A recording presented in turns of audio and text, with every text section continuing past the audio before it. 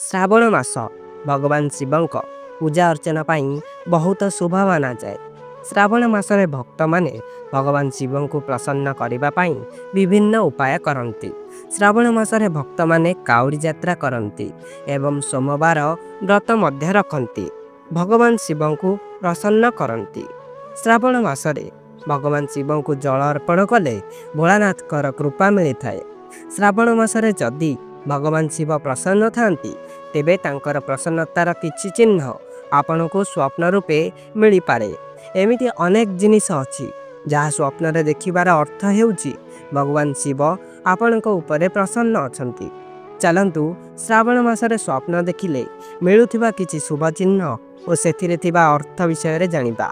प्रथम हेउछि शिवलिंग स्वप्न रे देखा जिबा। श्रावण मासरे जदि स्वप्न रे कला शिवलिंग देखा जाए तेबे एहा एक शुभ संकेत अटे। एहार अर्थ हेउछि भगवान शिव आपण उपरे प्रसन्न अछंती और शिवलिंग रूपे दर्शन देउछंती। एही स्वप्न आसिले शीघ्र भल खबर मिल पारे। जदि एही स्वप्न कोनोसी झिया देखि थाए एबे एहार अर्थ हेउछि शीघ्र एक योग्य वर मिल पारे बा विवाह हेबार संकेत मिलुछि। द्वितीय हेउछि दंबरु स्वप्न रे देखा जिबा। भगवान शिवं सह बहुत समय दंबर देखा जाई थाए। से सबुबारे दंबरु तांक त्रिशूल रे लगाई थांती।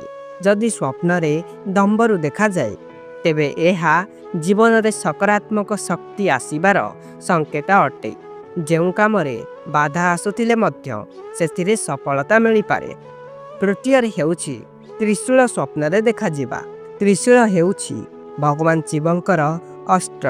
एही त्रिशूल काम क्रोध और लोभरु मुक्तिर प्रतीक अटे।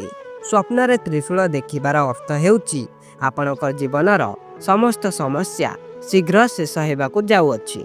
चतुर्थरे एवं शेषरे नंदी और नाग स्वप्न देखा जिबा। नंदी भगवान शिवंकर अभिनव साथी और सवारी। नाग तांको गलारे बसी थाए। जदि स्वप्न रे नाग देखा जाए तेबे एहा धन वृद्धिर संकेत अटे। नंदी स्वप्न रे देखिले आपणकर काम रे सफलता आसी पारे।